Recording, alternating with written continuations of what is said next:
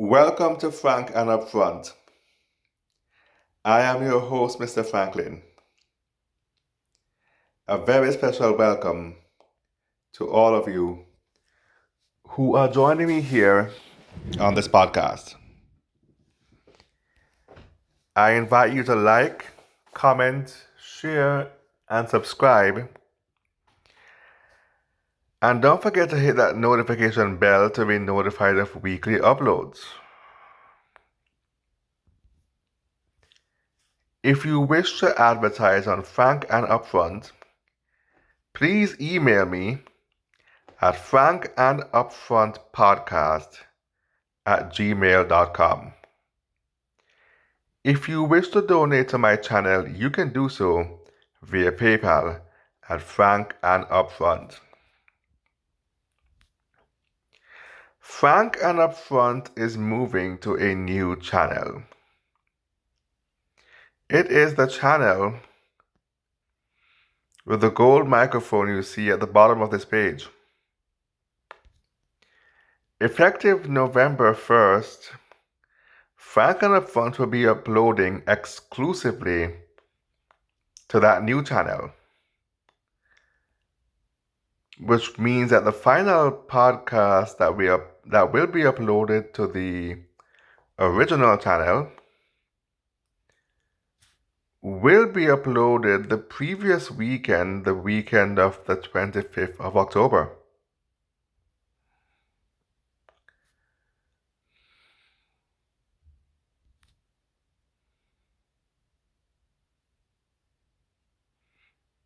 This week's topic: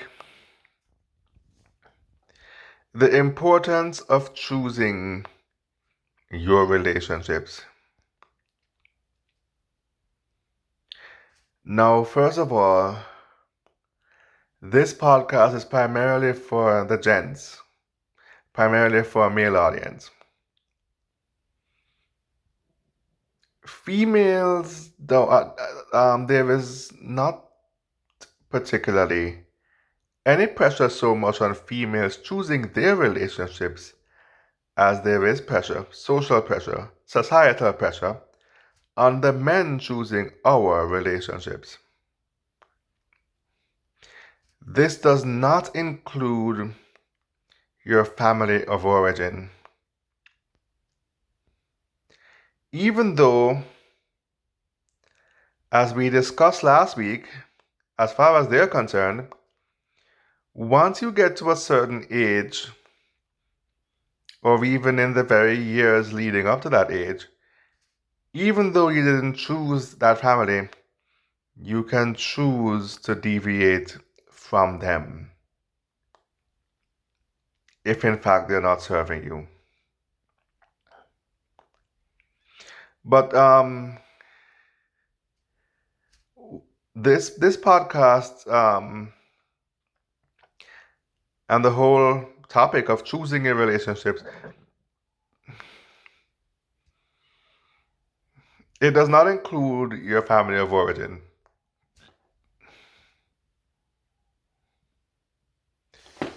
You were born into that family. I'm talking about the relationships you choose when you branch out on your own as an adult. Friendships, romantic relationships, business partnerships, even your work colleagues and other acquaintances, your relationships in general.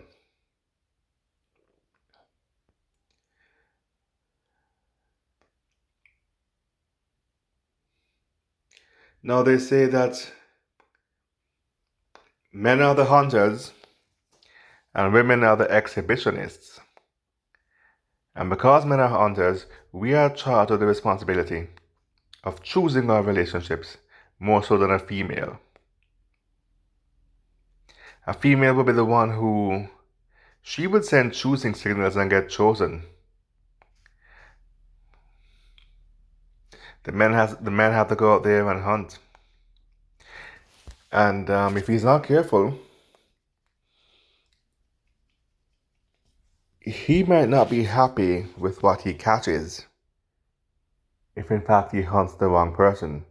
So not only is the young man um, tasked, not only is he tasked with the responsibility of choosing his relationships, but also properly vetting the people whom he lets into his life to make sure they're on the up and up, make sure that their agenda aligns with his, and to make sure that they are serving him, or at the very least that they're not stabbing him in the back.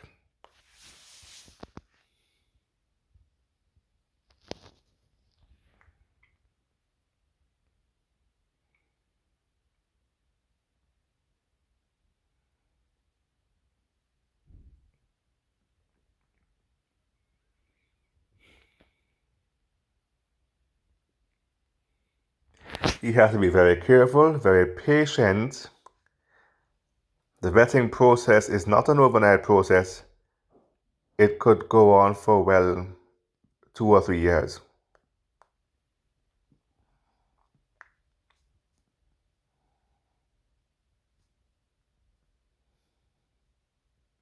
If not longer.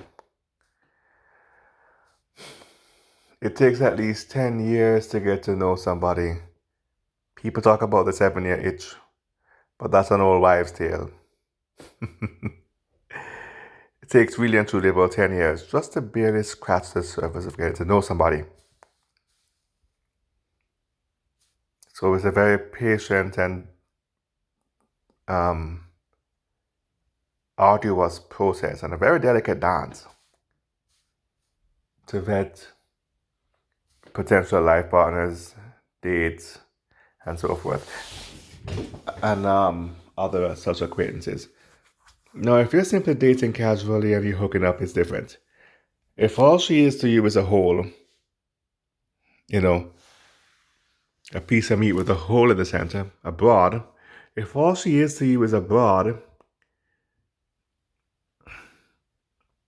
then fuck her. Simple. I mean, you still want to make sure you're safe and she's not setting you up to be robbed by some guy she knows, But apart from the basic safety checks, you're free to just fuck her and keep it moving and make sure you don't catch a case, though. You gotta make sure she consents. And nowadays we have Me Too going on. You gotta make sure to protect yourself from Me Too. If in fact you're dating in the Matrix, by having the bitch sign a contract, have her sign a contract by saying, I, so and so, agree to a consensual sexual encounter with so and so gentleman on the 24th of July of 2025, right? Have a draft a contract, have her sign it, or have her agree to the encounter over text message. To save yourself from catching a case in the event that she wakes up the following morning with buyer's remorse and, worse than that, don't even recognize you, don't even remember you, don't even remember having drinks with you the night before. Which, by the way, brings me to my next point. Just a little sidebar here. Don't fuck a drunk broad. That is her lowering her inhibitions to escape accountability. And if she's escaping accountability, that means that it's going to be pinned on you. So very briefly, make sure she's sober. Do not fuck a drunk broad. Right?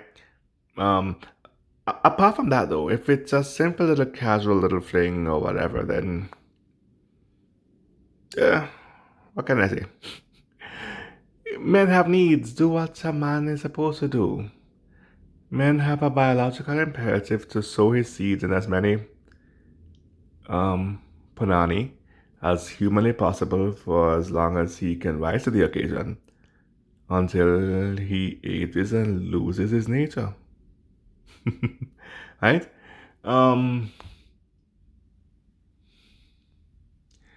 So there's no shame in that. Do what comes naturally. You have needs, you have urges. I'm not talking about the casual flings, the hookups. No, no, no. Uh-uh. I'm talking about the real relationships. If you want to avoid some kind of Jada and August entanglement, if you want to avoid that, the people with whom you entangle would need to be thoroughly vetted.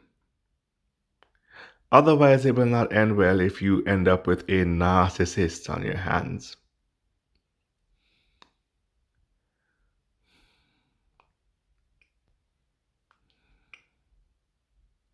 Now, gentlemen, with that said, have you ever met a girl, you like her, you ask her out, and she says, "Oh, sweetie, I really like you, I really, really do, but let's be friends." And it's soul crushing, man. Let's be friends or just friends. I don't want to be just friends. Bitch, I have friends. I came over here to engage you into a relationship, not a friendship. You talk about us being simply just friends? No, I want more than that. That's not why I came over here. That was not my intention.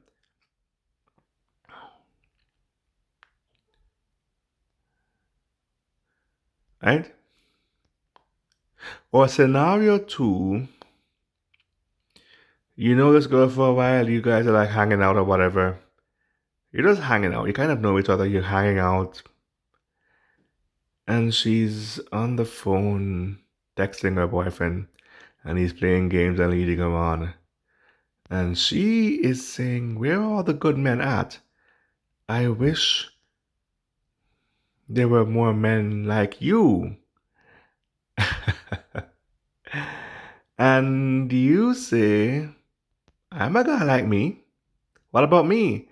And she's like, oh gosh. She's like, "Oh, you're sweet and all, but you're not really my type. But um we could still be just friends though."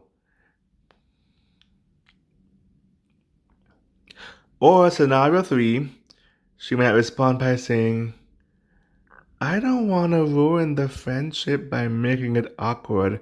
The moment we have sex, the friendship will be ruined because it's gonna be awkward." Right? Meanwhile, the bitch is screwing other guys on the first encounter without them being properly vetted, but you, or they're um screwing other men who they consider to be just friends, right? But somehow when it comes to you though, right? Somehow when it comes to you, I don't want to make it all awkward by getting sex involved. So I don't want to ruin the friendship. Our friendship is a beautiful one. I don't want to ruin it by getting sex involved. All that bullshit that she feels she could tell only you, but not the guy she truly have respect for and truly find attractive. Well, do you know why you get those answers? That's my point now, my main point. Do you know why you get those kinds of answers? You did not choose your relationships. Those relationships were chosen for you. Chances are, and correct me if I'm wrong, but chances are 9 times out of 10, the girls who friend zone you, you didn't approach them, they approached you in a platonic manner. They didn't approach you with choosing signals and playing with her hair now. They approached you in a platonic manner, and you feel, "Oh, I could win her over. Oh, I could change her mind about me. Oh, I could make her desire me sexually." Well, It's been probably like what now, 3 weeks since your first meeting, and you haven't changed your mind. She's adamant that she wants to maintain a platonic friendship and not switch over to something more romantic. Yeah? Well,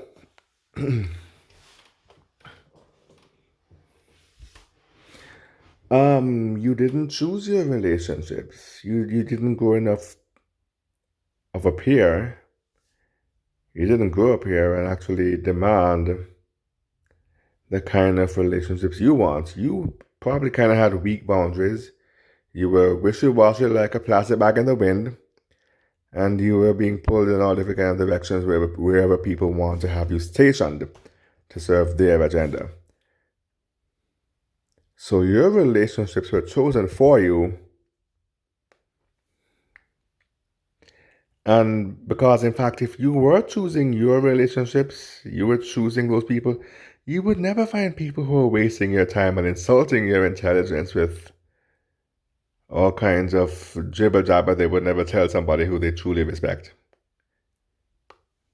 You wouldn't. If you were choosing your relationships and you were vetting the candidates in your life, you would have never.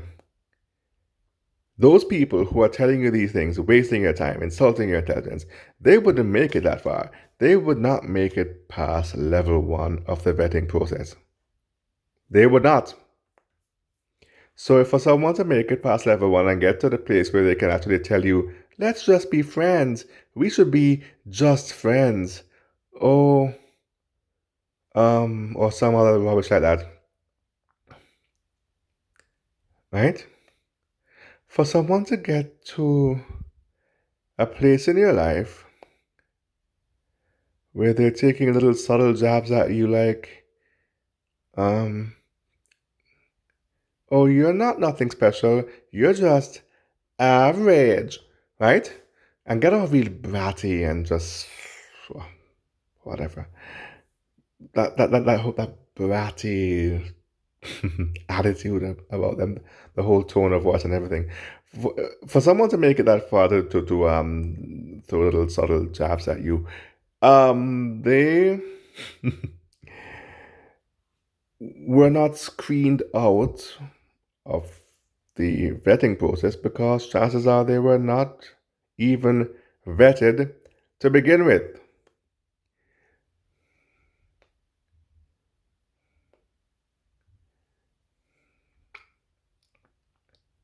That is what happens, young men, when you do not choose your relationships as you should as a man.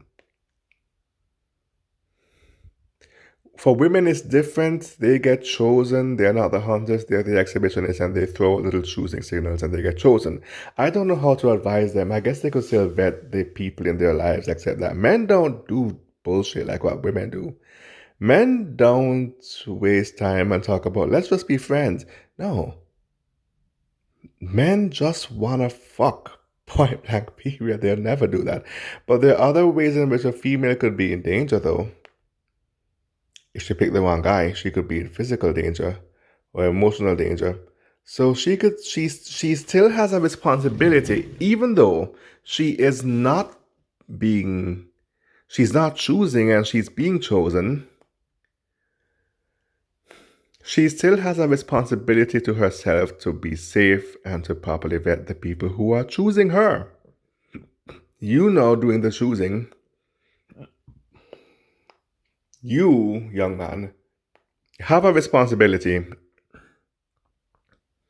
to vet the people who are coming into your life. And don't rush into things. Take time and get to know people. You more so than the female have that responsibility. And you know why? Because you don't bring anything to the table, you bring the table.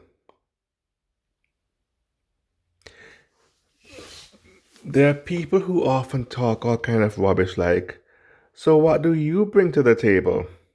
You know, people like Cynthia G and Nyla talk about, what do black men bring to the table?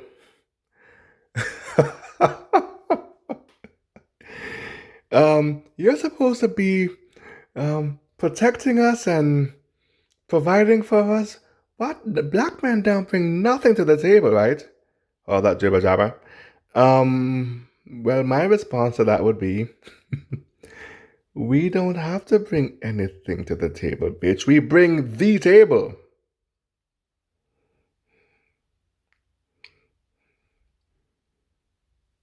And the table could be a symbolic euphemism for relationship. The relationship is the table. We are the one who go out and get the apartment for which we will cohabit, or the matrimonial home for which we'll raise our family. Hmm? So, table in this context could be a euphemism for all of the resources that men actually gather. I am the host. She is my guest. I host her at my table, and she's supposed to compliment the table with wine and dinner rolls and cheeses, different blend of cheeses and salads and tossed salad, yeah? And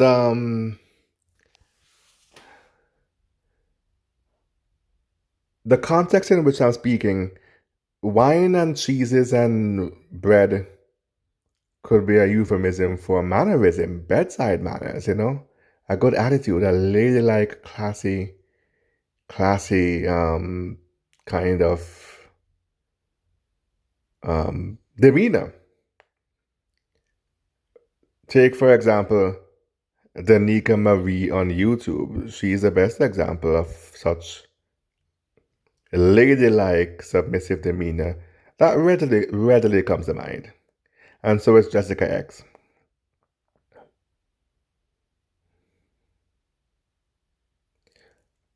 Now you cannot be you cannot possibly, as a side note, of course, you can't possibly expect for a man to treat you like like he would treat a Danica Marie if you're going to behave like Cynthia G.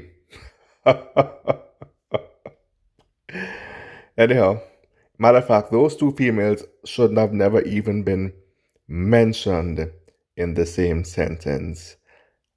Perhaps I've upset the universe by so doing. I do apologize. Anyway, my point is, you can't expect for a man to treat you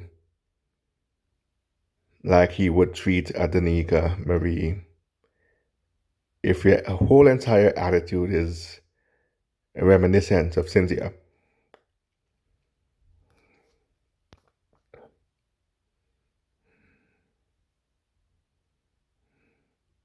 Now, with that said,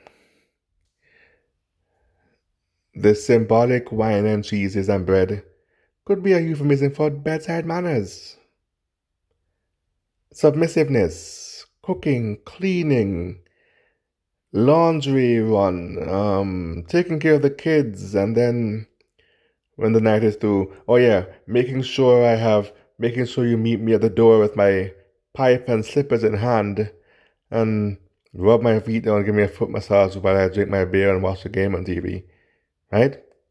That could be what the bread and the wine represent. And when the night is through, you demonstrate your single greatest act of submission in the bedroom. Yeah? Now, I provide the table. The table could represent the apartment I went out and got for us to cohabit, the car I went and got so we could have cargo space to transport all the groceries and the household items, among other things, and plus riding comfort without having to lug up on bus, right?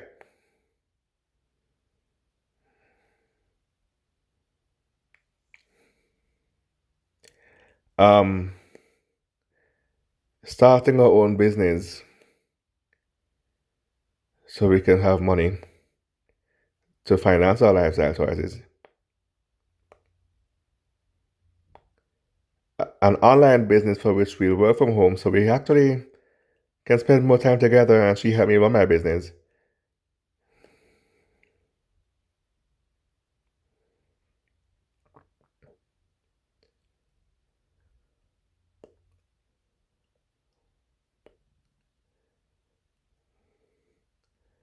and we don't have to spend time away from each other, slaving away at somebody else's corporation, following their directions, being told what to do. I bring the table of creating an online business platform for which we can make money, and she brings the wine and bread to the table by helping me run my business, by being my assistant. Yeah? And matter of fact, as a side note, the only time you give a woman money is if she's maintaining your house and helping you run your business. If she's cooking and cleaning and doing laundry and helping you run your business and being an assistant.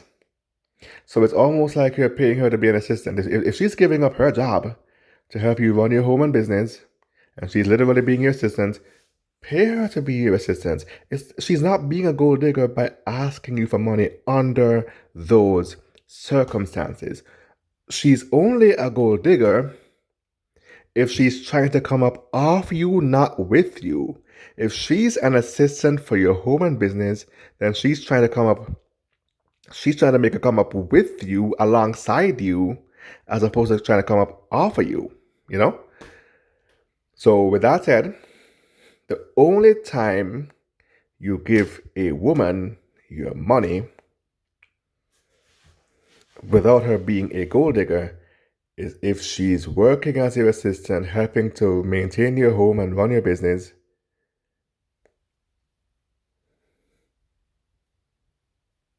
as opposed to trying to make a come up offer you and then she take your money and give it to some other worthless derelict nigger.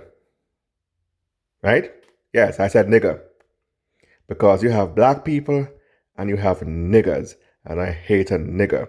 A nigger is not conducive to any race in particular. A nigger could come from any race. A nigger is not a classification of race, it is a classification of character. I love black people, successful, intelligent, educated black people, but I hate a nigger.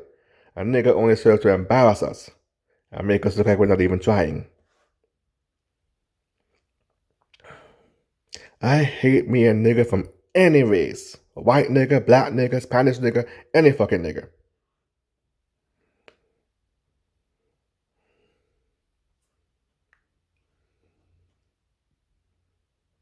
Get your mind right.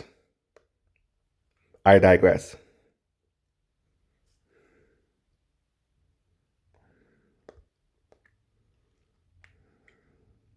Now, with that said, she's taking your money, giving it to some other dude, making up excuses about why you can't even touch her. Meanwhile, she's sucking some other dude off with your money. That's a bitch trying to come up off of you, not with you. You don't give that bitch your money. She's a gold digger. She's a user. And her gold diggership is rooted in narcissism. I am talking about somebody who would fit the demeanor of a Dominica Marie, for example, who would actually maintain your home and help you run your business. You provide the table of your home and business and car and other resources and money, of course, and she brings the bread and the wine to the table by helping you maintain your home and run your business.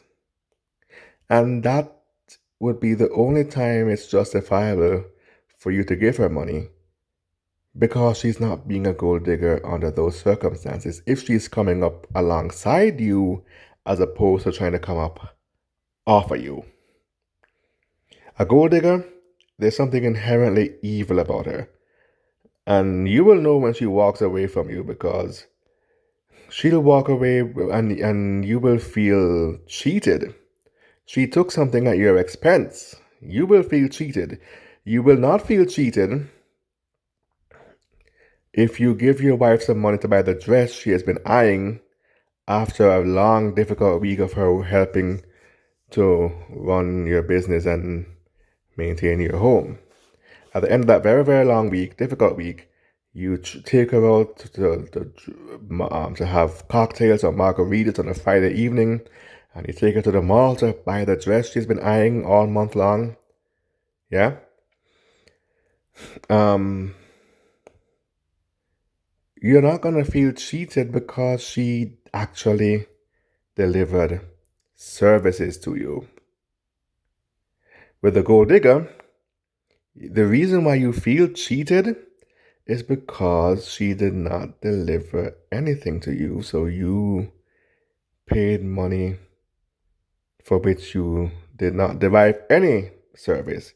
In Jamaica, we call it boops. And boops culture is very prevalent in Jamaican culture. And it often leads to men who feel cheated actually murdering their wives or girlfriends. A reference to the very first video on my podcast, on my channel. If you don't like the man, don't take him things. A link will be in the description below. That was the fire that got the whole ball rolling. The pilot episode. Go check it out.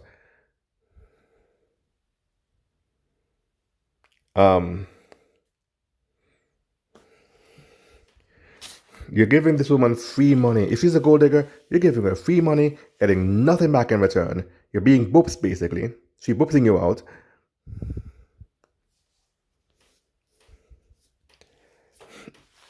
And you're going to walk away feeling empty and cheated. That's how you know the difference. A submissive wife is not going to leave you feeling empty or cheated because she's coming up with you, not off you. And you shouldn't have any qualms about giving her some money or treating her to a meal or some drinks or whatever after a long week of her working for you and helping to run your home and business. Being your assistant, basically. Should be no problem treating her, rewarding her for her services. She deserved it. She has been very submissive to you.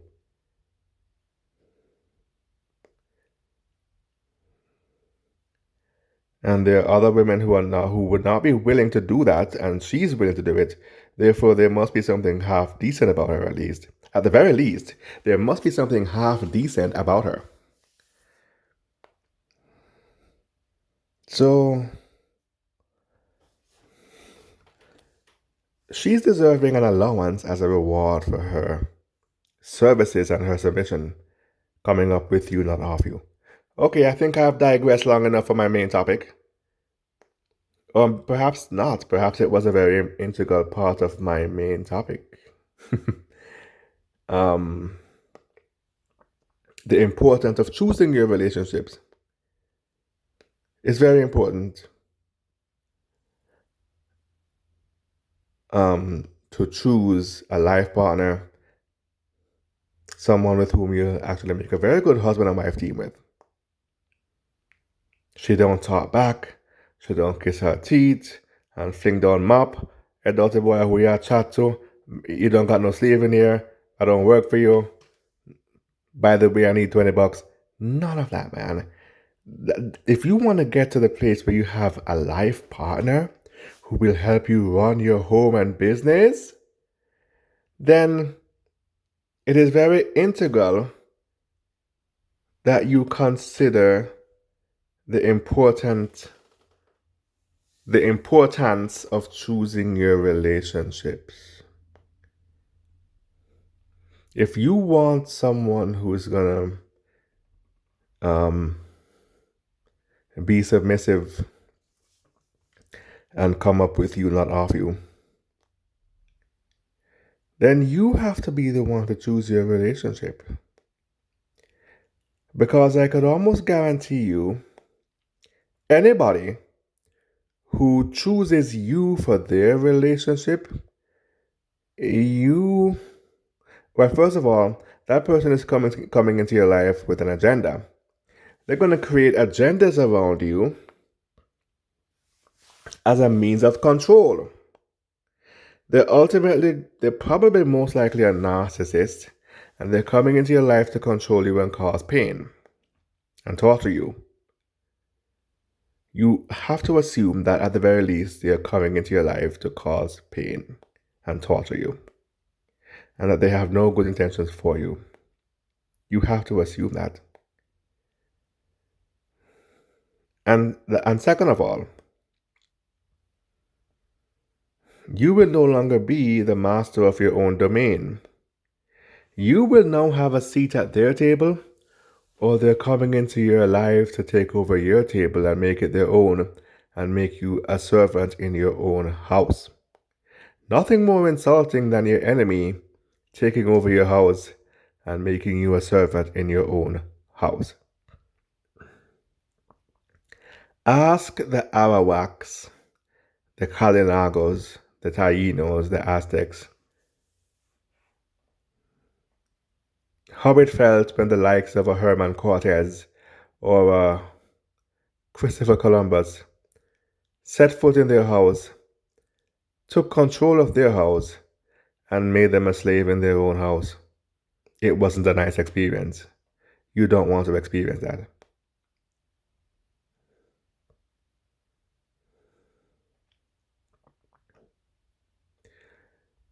When someone chooses you for their relationship, they're either going to take you out of your house and have you join them at their table for which you would be powerless. And if you don't like something, you can't say anything because it's not your house. It's either that, or number two, they're coming into your house to take over and reduce you to a mere slave in your own house. Nothing is more insulting and humiliating.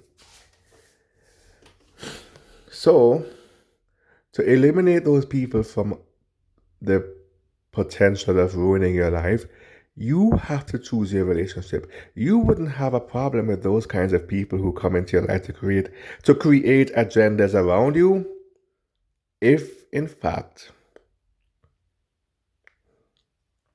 you were choosing your relationships as you should, like you're supposed to be doing naturally. Naturally, you're supposed to be choosing your relationship. Those people wouldn't be a problem. If you were choosing your relationships, they wouldn't get very far. You would cut them off at the first instance of you for which you suspect a hostile takeover, for which you suspect a mutiny may be on your hands, for which you suspect those people who have chosen you for their relationship have ill intent for you.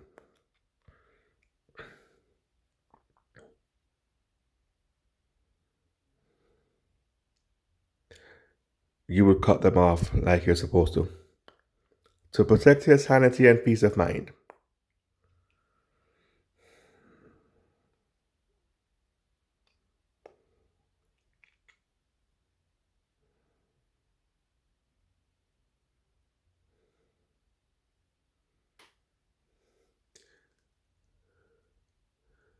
But when someone chooses you for their relationship, once again I reiterate, you're going to have a seat at their table, not yours, for which you'll be powerless because if they do something you don't like, you don't have the power to say anything to them.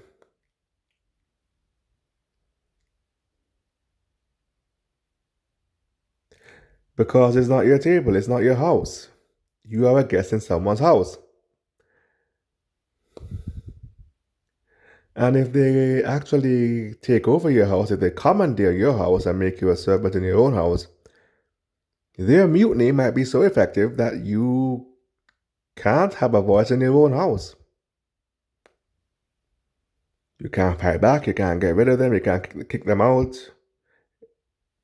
They probably have backdates, they probably have you outnumbered and have you surrounded.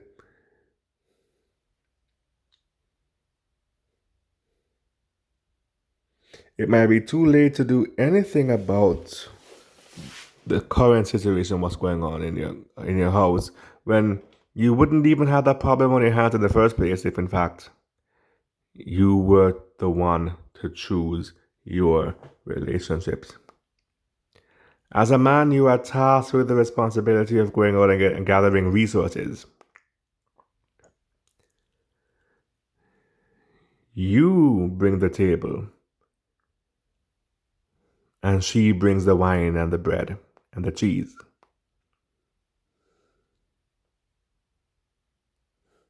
The table is your house, your car, your business, your money, all of the resources that are imperative for survival's sake.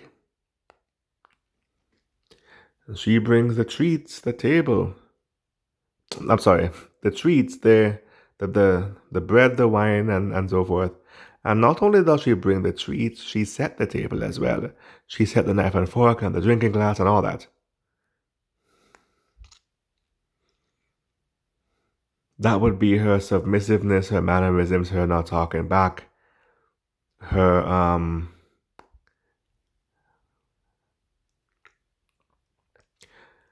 her cooperation, her helping you to run your to maintain your home and run your business. She's doing all that. So you have some help, you have some assistance, right? And specifically because you are tasked with the responsibility of gathering resources, bringing the table, i.e., the relationship, into the mix, you have a responsibility of vetting the guests at the table more so than she does. You are charged with the responsibility, young man, of choosing your relationships. I cannot emphasize that quite often enough.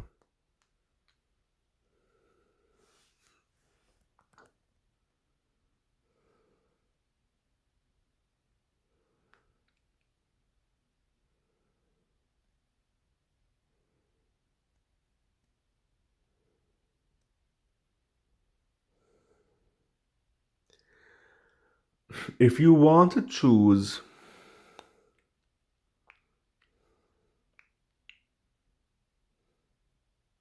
someone with the demeanor of Danica Marie or Jessica X, for example, someone submissive,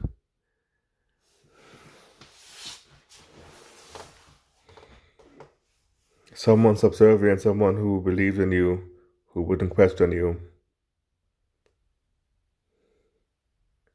who believe in your leadership and would actually not interfere with your leadership, then you have to choose your relationship.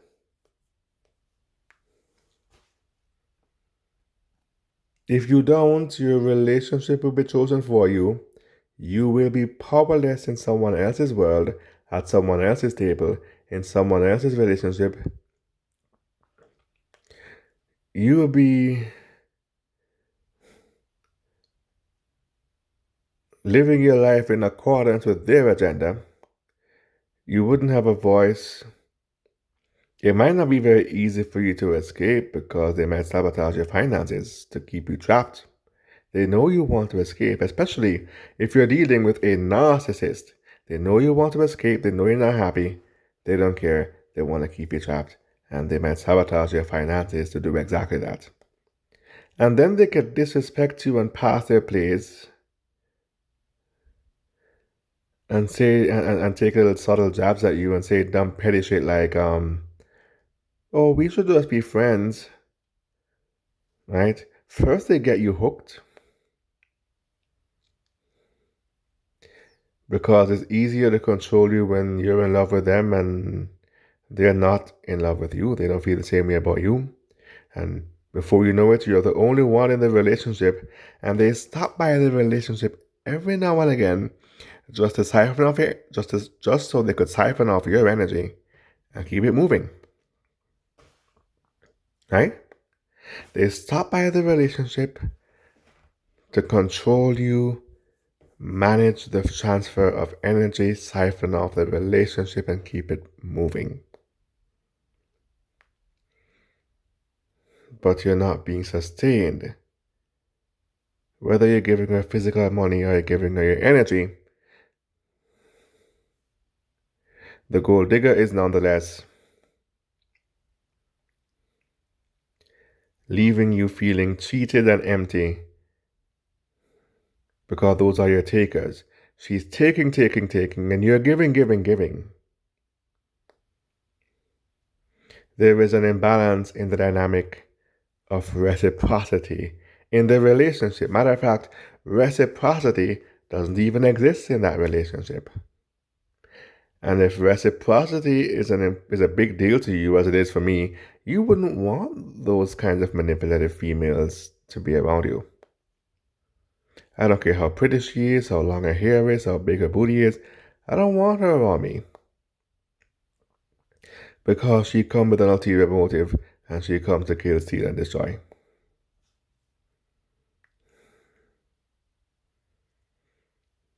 She is literally the devil disguised as everything you could have ever possibly desired. The devil doesn't come your way with horns in his head or horns sticking out his head. He comes disguised as everything you ever wanted. That's how he gets in. Right? So, oh, I'm sorry. Okay, here we go. Yeah, so,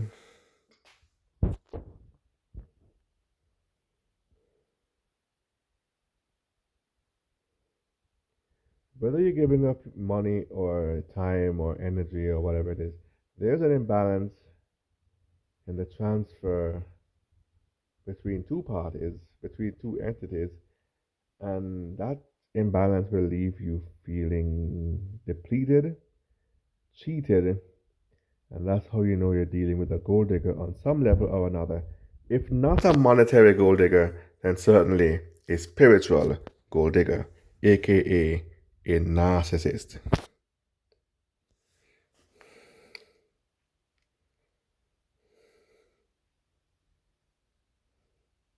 Someone trying to come up with you, not off you, would never do that to you.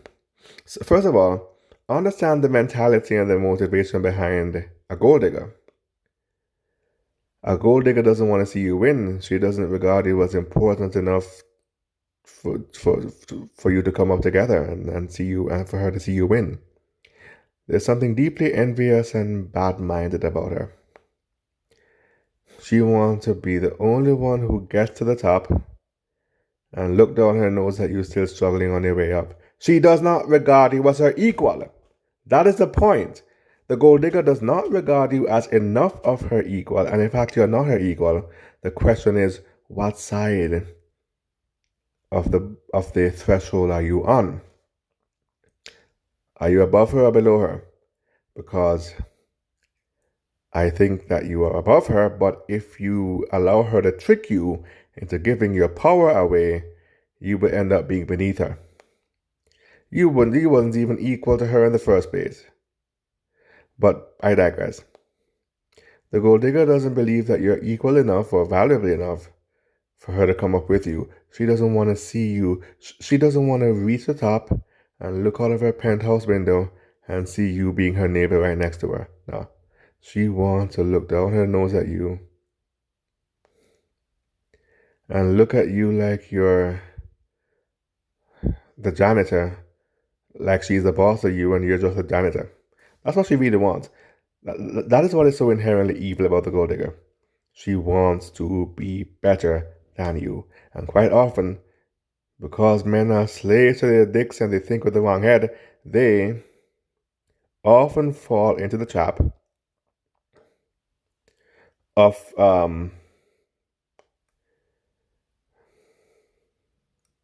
falling for her and allow her to actually ruin them. They were actually above her at one point, but she tear them down and ruin them and bring them down to their knees to the point where she is now actually better than them. Don't be that guy. Don't let that shit happen to you.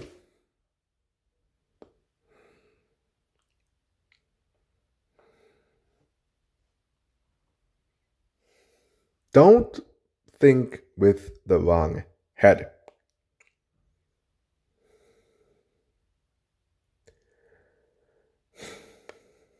There's something inherently evil and bad-minded about a gold digger and envious. She suffers from pathological envy. Her goal for coming into your life is to ruin you and tear you down and bring you down that you're beneath her.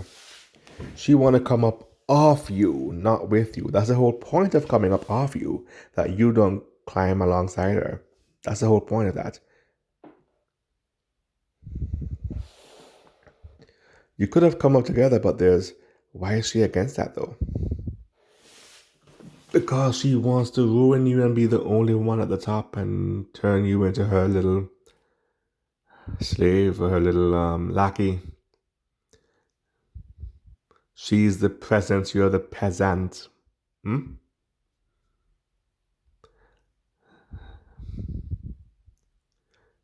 So now that we've taken a little bit of sneak peek into the psychology of a gold digger, and you realize the source of her evil and her narcissism, and what motivates her to want to ruin good men, and why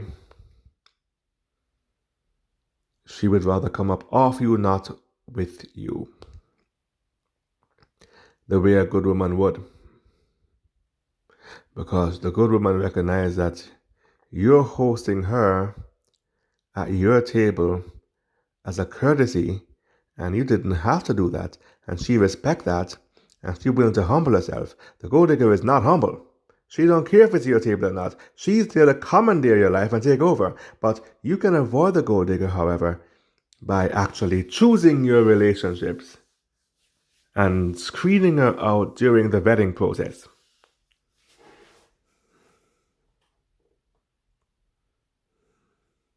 She wouldn't stand a ghost of a chance. Gold diggers always latch on to men with weak boundaries.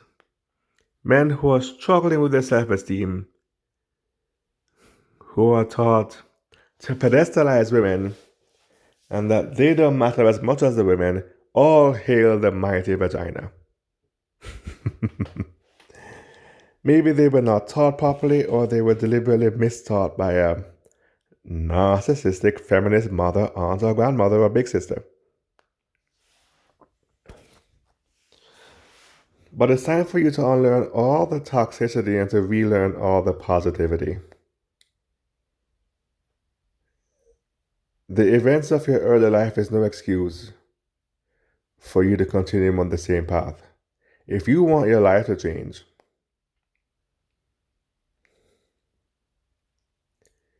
you have to relearn everything that was not properly taught to you.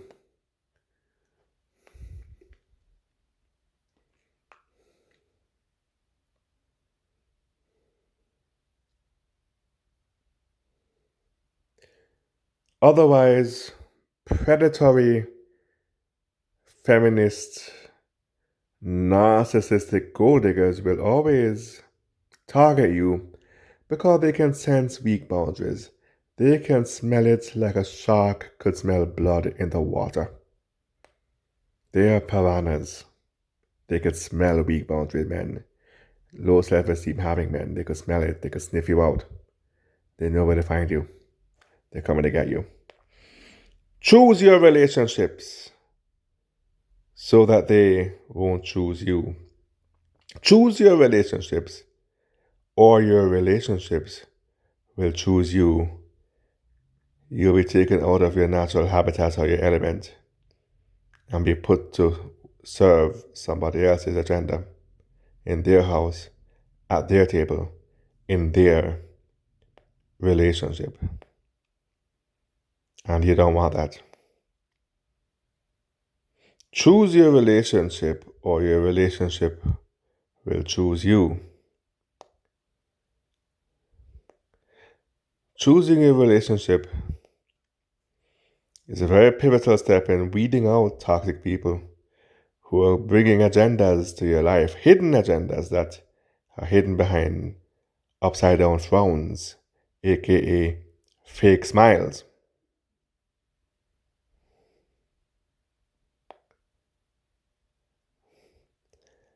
This is especially true if you're freshly on your own away from your family and you're setting out to build an empire for the first time in your life, truly on your own, Choose who you let into your life.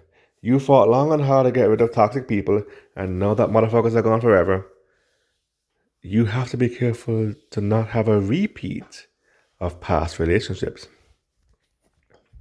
You, of all persons, should know the importance of choosing your relationships.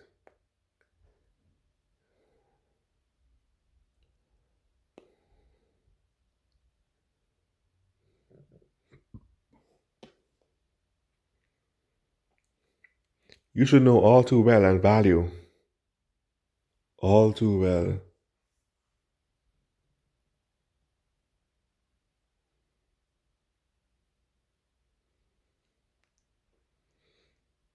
the importance of choosing your relationships.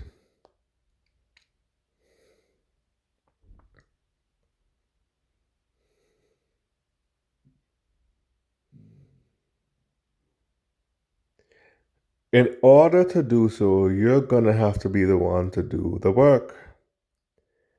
And yes, you're gonna get cold feet at first, but you gotta wise up and brave up and actually. And this is the hard part, by the way. So you gotta practice, man. Just get some nerves. Well, lose the nerves. Get some get some nerves of steel and walk up to the girl that you like. You have to approach her. Walk and it's the same thing for other acquaintances as well. Business partners, platonic friends, other relationships. You have to approach them. You walk up to them. It's your table. You're the boss of your own table. You're the boss of your own table. You walk up to them. You approach them. Introduce yourself.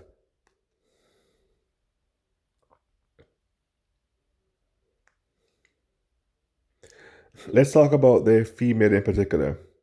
She's the most important relationship you'll ever have because she's the one who could actually help you produce your family on a biological level.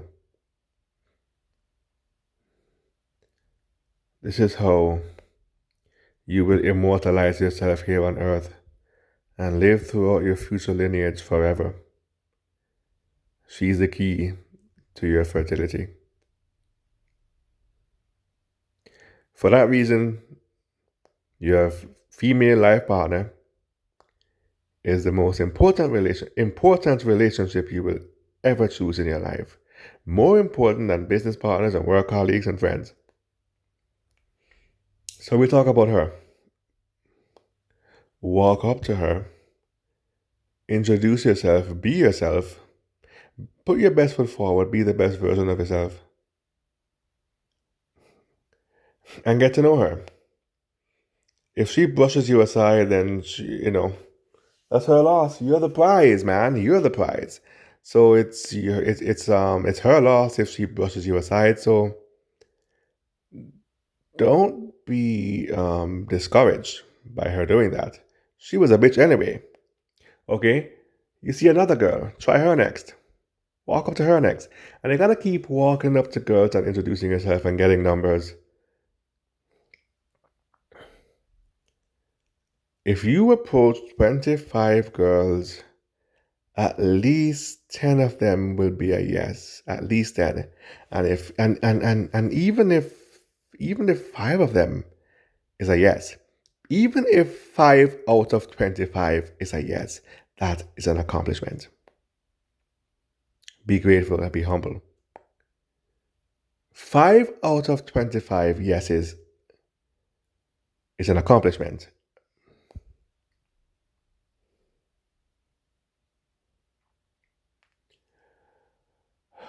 In the beginning phases, or the beginning phase rather, do not go steady with one particular girl. Have fun.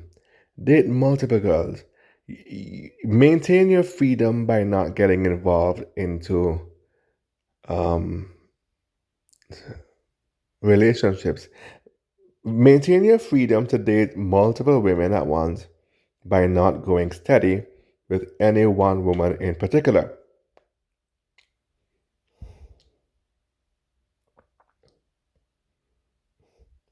And by you dating different women, and you're not dating different women for the sake of being a loose man, no, No.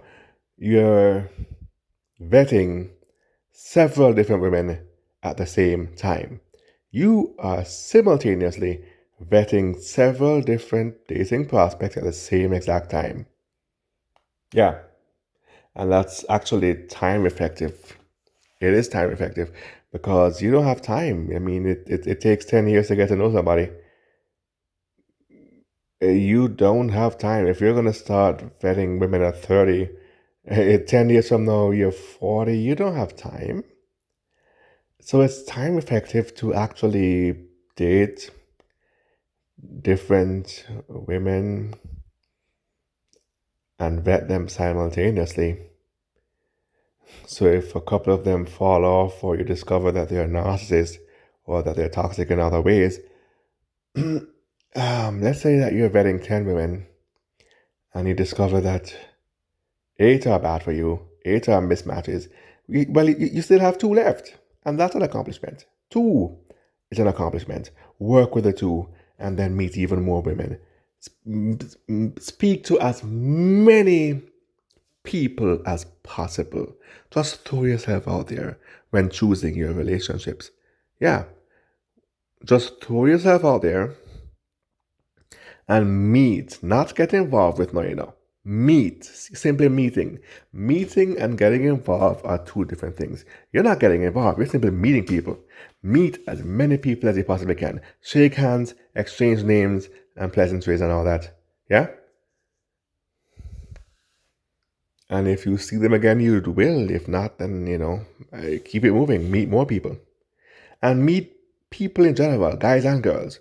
The guys could be your in-law someday. They could introduce you to their sister or their cousin or somebody like that. Someone like that, right? The guy could be your in-law or it could be a business partner. So even though you're primarily focused on meeting women, broaden your horizon by meeting people in general. You never know. You could meet the friend of a friend of a friend of a friend of somebody who knows the girl that's right for you. And if they like you and they know this girl too, or someone knows her, they will introduce you to. And that's how you'll meet. You gotta put yourself out there and network in any social setting that's actually relevant to your personality. Whether it's a bar, a restaurant, a club that you frequent on the regular, on every weekend you go there, or if you're more religious, then I guess like a church or something, you know. Whatever it is, any social gathering that you frequent regularly that matches your personality and is relevant to your core values of as to who you really are as a person.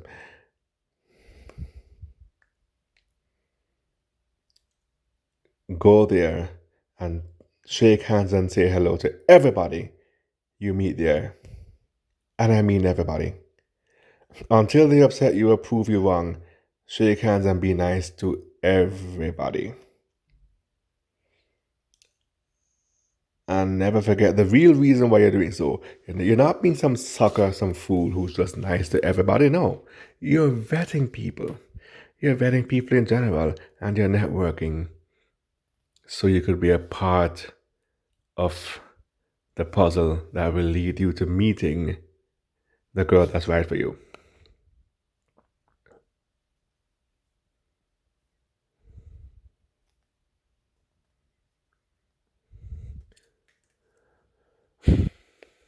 Now, in closing, this whole talk about I don't want to ruin our friendship by making it awkward with sex. Sex is going to make the friendship awkward. That's bullshit. And I'll tell you why. Here's why. While you're vetting somebody, how are you going to know if they're right for you or not if you're not friends first? The best relationships start out by being friends first. Now, there are some dating coaches who would disagree, who would say, heterosexual men and women cannot be platonic friends. Because the reason being is that there's going to be sexual tension there, and one will catch feelings and the other will not. And the one who does catch feelings will be so lonely in a relationship that wasn't that's not conducive to his or her emotional well-being, especially if all the other person is doing is stopping by, siphoning off the relationship, maintaining your subservience to them, and then run off to date whoever they feel like dating. And that the complicated part in all of that is that they're right. They are right, but here's the catch though. That's only true in hookup culture. It is not relevant when settling down and choosing to go steady with a particular girl. A part of the vetting process is to be friends first. A huge part of the vetting process is to be friends first. Some of the most successful, longest lasting marriages started out as them being friends first. How else will you know if they're right for you or not? If in fact you don't start out by you being friends first. So what the dating coaches are saying, it's true in hookup culture. That is true. But when you're going steady, some of the most beautiful, longest lasting relationships and marriages, the couples started out by being friends first. So don't let anybody bamboozle you by telling you that sex is gonna make the friendship awkward. They're telling you their answer though. The answer is no, because while they're telling you that, she, and it's usually a female by the way, I've never heard a man say that, it's usually a female, she is off fucking some other dude. While she's stringing you along, telling you what kind of bullshit in your ears about how sex is gonna make the friendship awkward, it will never be the same again. When really and truly, when you're going steady, it is advisable as a part of the vetting process to be friends first, because if you're not friends first, when the sex is over, you have nothing in common. You probably don't even like each other. You just lay there in bed staring at the ceiling all night until one of you fall asleep first. That sounds like fun. Wow. How fun is that if you're not even friends first, and when the sex is over and the desire is gone, you have nothing in common. You don't even like each other. Like, why are you there? And you realize you have no redeemable or likable qualities outside of actually fucking each other. Yeah? So,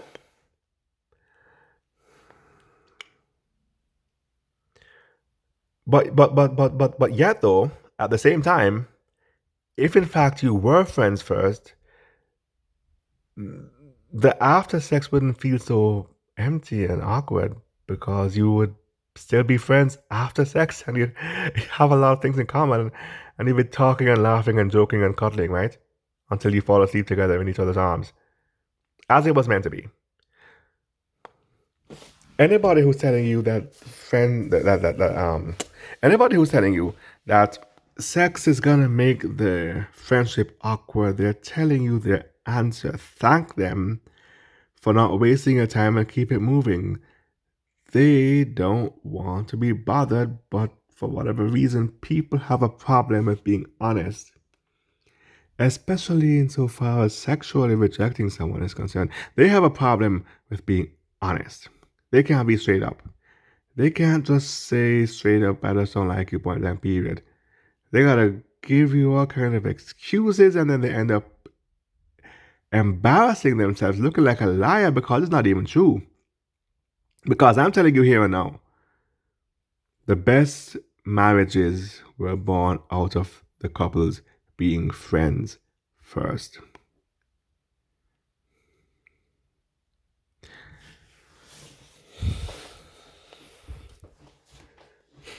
But by all means, thank that so called friend of yours for not wasting any more of your time, not leading you on any further, actually telling you the truth that they're not interested, and set you free.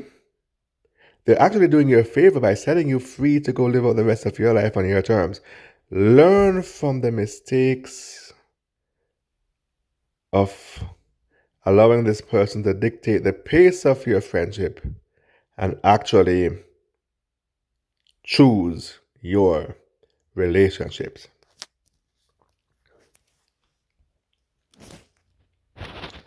Next week's topic: is it wise to date a work colleague? I hope you'll join me then. I am Mr. Franklin. This has been Frank and Upfront.